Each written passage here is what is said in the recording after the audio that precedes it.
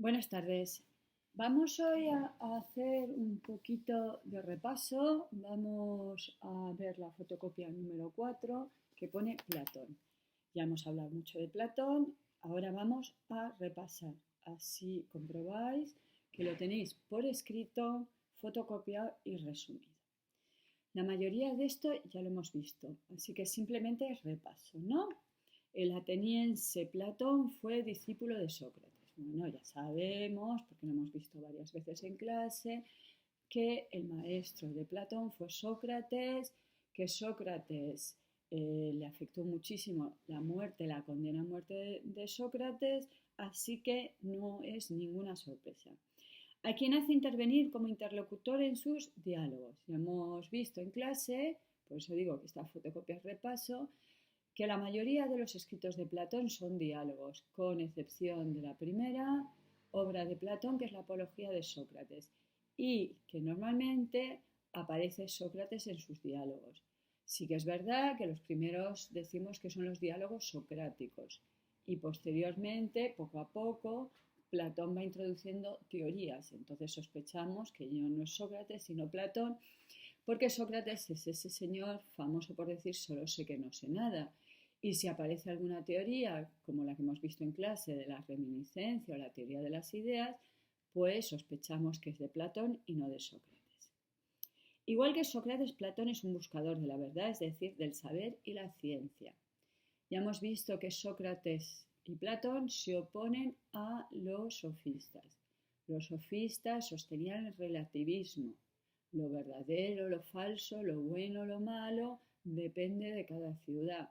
Para Platón y Sócrates, perdón, iba a decir Aristóteles, para Sócrates y Platón, en cambio, la verdad es única. Ahora bien, para Platón, la ciencia, palabra que entonces no significa exactamente lo mismo que actualmente, no podía versar sobre este mundo que contemplamos, ya que en él no hay sino realidades múltiples y fugaces. Esto ya lo hemos visto, que según Platón, la ciencia no puede tratar de nuestro mundo. Esto ya lo hemos visto hoy en día, por ejemplo, la ciencia utiliza, no todas las ciencias, pero algunas como la física o la química, utiliza el método experimental. Para demostrar una teoría tengo que formular un experimento. Ya hemos visto que hoy en día los científicos utilizan un lenguaje que es un lenguaje matemático. En la época de Platón no era así, pero no podemos decir Platón te equivocas porque él va a ser el que acuñe, el que inicie esto de vamos a pensar qué es la ciencia. Ciencia entendido como un conocimiento verdadero y no como un conocimiento relativo, cambiante, subjetivo, que era lo que hablaban los sofistas. Ya hemos visto también que para Platón nuestro mundo, lo que vemos, lo que tocamos, lo que olemos, es el mundo de lo múltiple y lo fugaz, lo cambiante. Ya vimos que se había inspirado en Heráclito. Heráclito es el presocrático que afirma que nada permanece, todo fluye, todo cambia, y en filosofía utilizamos normalmente el término devenir. Probablemente las matemáticas que él apreciaba enormemente le ayudaron a encontrar el verdadero objeto del conocimiento científico. Os conté que cuando muere Sócrates, Platón se va a dedicar a viajar y en sus viajes pasará por Italia. Y de Italia recoge la influencia pitagórica. Y una de las cosas que aprende de los pitagóricos es esta teoría de que la esencia última de la naturaleza son los números. Las matemáticas, ya hemos visto, es una ciencia que es universal, no es relativa, no es opinable. Es una ciencia que no se basa en los sentidos. Ya hemos visto que los sentidos engañan. Entonces, para Platón, las matemáticas serán el modelo. La filosofía debe ser como las matemáticas. En el diálogo La República dice que la aritmética da al alma un poderoso impulso hacia la región superior y la fuerza a razonar sobre los números en sí mismos, sin permitir que se introduzcan en los razonamientos números que representan objetos visibles o palpables. La República, como vimos, es uno de los diálogos de Platón, el más famoso, donde se plantea qué es la justicia. La República es ese diálogo donde Platón por primera vez nos va a hablar de una ciudad ideal, perfecta, una ciudad que no existe, una ciudad que podría existir, lo que hoy en día llamamos una utopía. Y en esta cita de la República, como veis, está distinguiendo entre unas matemáticas que impulsan el alma hacia la región superior, nosotros podemos traducción infantil decir el mundo de las ideas, y la fuerza a razonar sobre los números en sí mismo, y luego otra matemática que es útil, que es práctica, ejemplo mío, no de Platón, las matemáticas que me permiten ir al supermercado y contar las vueltas para comprobar que no me ha timado la cajera, ¿vale? Entonces, son distintas matemáticas. Las matemáticas de las que está hablando Platón en la República no son prácticas, no son útiles. Es una reflexión acerca de los números mismos. La ciencia versa pues sobre las cosas en sí mismas, sobre esencias eternas, inmutables, a las que Platón da el nombre de ideas. Esta es la famosa teoría de las ideas que ya hemos visto en clase. ¿Qué son las ideas? Pues ya hemos visto esencias, entes. ¿Cómo se caracterizan las ideas? Pues que son eternas, que son inmutables, que quiere decir que no cambian. Las cosas de este mundo son una copia, son una copia que participan de este modelo ejemplar que es la idea. Ya os conté que Platón en el Timeo, un diálogo, cuenta un mito, el mito del demiurgo, donde dice que hay un dios que contempla el mundo de las ideas, coge la materia y forma este mundo. Por tanto, las cosas de este mundo son una copia imperfecta del mundo de las ideas. ¿Cómo conocemos las ideas? Si las ideas no están en este mundo y si no me puedo fiar de los sentidos, tengo que explicar cómo es posible que el ser humano pueda acceder al conocimiento de las ideas.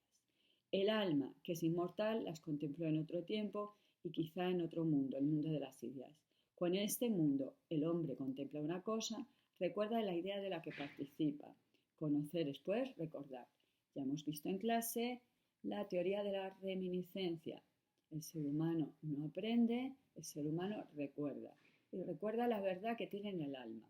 ¿Y cómo es posible que el ser humano tenga la verdad en el alma? Porque el alma es inmortal, ha estado ya en el mundo de las ideas, ha contemplado, ha intuido las ideas, ha caído en un cuerpo, se ha olvidado y ahora tenemos que hacer el gran esfuerzo por recordar esas ideas. El idealismo platónico ha quedado como uno de los modelos clásicos del pensamiento para el hombre occidental, de tal manera que tiende a renacer continuamente, por ejemplo, en algunos autores que defienden el convencionalismo científico. Platón va a inaugurar una corriente que va a tener muchísima importancia, que es el idealismo. Y ya vimos que incluso hoy en día decimos que hay gente idealista, gente que lucha por la justicia o que lucha por la igualdad, aquello que no se da en este mundo, pretendiendo alcanzarlo. Pero no solo en el ámbito de la ética o la política, también en ciencias. Como veis, hay aquellos que son idealistas, ¿de acuerdo? Pero además Platón estuvo muy interesado por los problemas políticos, llegando a construir un modelo de república ideal utópica. Palabras que ya hemos visto, ideal es sinónimo de perfecto, utópico es aquello que no existe por el momento, pero es posible. Cuidado, tendéis a pensar que utopía es imposible. No, ya os he contado que Platón arriesga su vida en 3 ocasiones. Le venden de esclavo, le encarcelan. Si hubiera pensado que era imposible, ni lo hubiera intentado. En el texto que sigue, dialogan Sócrates y Menón acerca del problema de la virtud. Sócrates reconoce que no sabe lo que es la virtud, a lo cual responde Menón que entonces es imposible poder encontrar qué es la virtud. Sócrates contestará deshaciendo el dilema de Menón, texto que ya hemos visto en clase, que es la famosa teoría de la reminiscencia. Y el Menón, ya hemos hablado de él, sabemos que es un diálogo donde se trata de qué es la virtud. Menón, alumno de los sofistas, intenta en 3 ocasiones definirlo. Sócrates, utilizando su método, le hace dudar de las definiciones, llega un momento que Menón se desespera y por eso este fragmento en el cual Menón va a introducir un argumento polémico para intentar así callar a Sócrates, pero no lo va a conseguir porque Sócrates va a introducir la teoría de la reminiscencia. Pero ese texto ya lo hemos tratado, vamos con el que hay abajo. Que hay muchas cosas bellas y muchas buenas, y así con cada multiplicidad decimos que existe y las distinguimos con el lenguaje. Este es un texto de la República y sería lo más parecido que podéis encontrar en un diálogo de Platón a la teoría de las ideas. Ya he dicho que la teoría de las ideas no aparece explícitamente en ningún texto de Platón. Es una reconstrucción posterior, igual que Platón nunca dijo esta es mi utopía, sino es un señor, Tomás Moro, en el Renacimiento, que inventa la palabra utopía. La teoría de las ideas también es una reconstrucción posterior. Pero haber basado en algo. ¿Y basado en qué?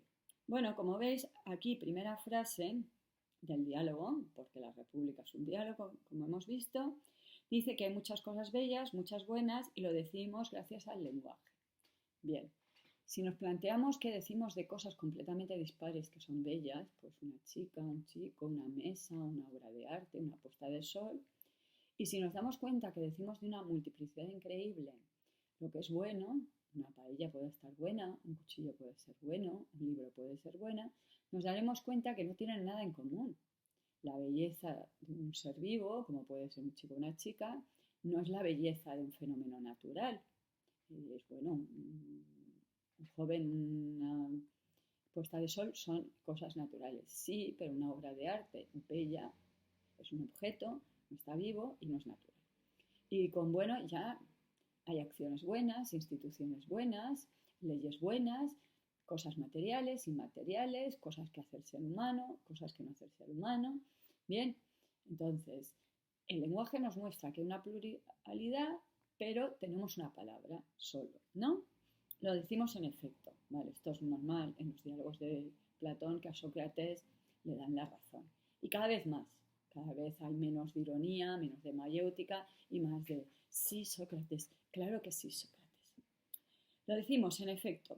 También afirmamos que hay algo bello en sí, bueno en sí y análogamente respecto de todas aquellas cosas que postulamos como múltiples. A la inversa, a su vez postulamos cada multiplicidad como siendo una unidad, de acuerdo con una idea única, y dominamos a cada una lo que es.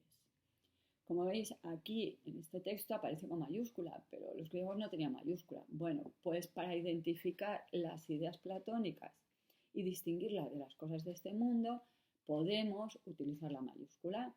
Pero como veis, más bien dice Platón lo bello en sí, que es lo bello en sí y no para mí. Lo bueno en sí y no para mí. Para mí la paella es buena, pues para mí no, porque la paella no me gusta. Bueno, eso sería para mí o para ti. Vale, pues no es para mí, no es para ti, es en sí, ¿no? Análogamente, ¿qué es una analogía? Pues es una comparación. 2 es a 4 como 3 es a 6. Eso es una analogía. Y otra palabra que os puede inquietar un poco es postular. Postular es vamos a suponer, vamos a argumentar. Voy a introducir esta posibilidad. Bien, una vez aclarado estas palabras, volvamos a la frase.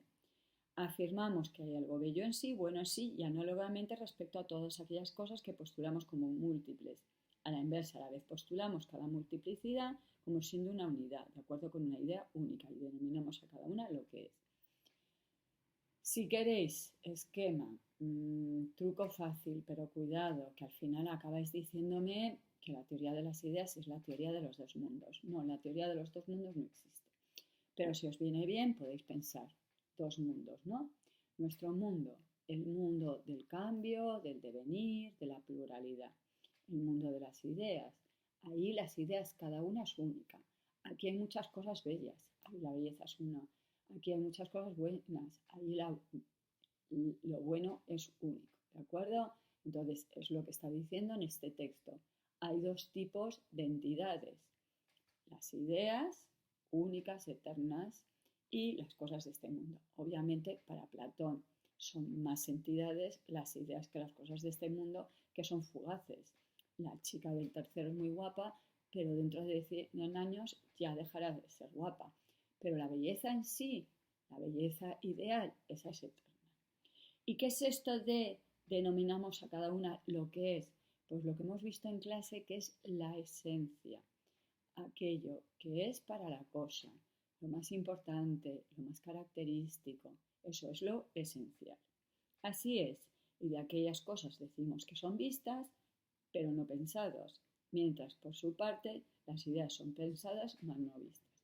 Ya hemos visto que para Platón las ideas se piensan, pero no se ven.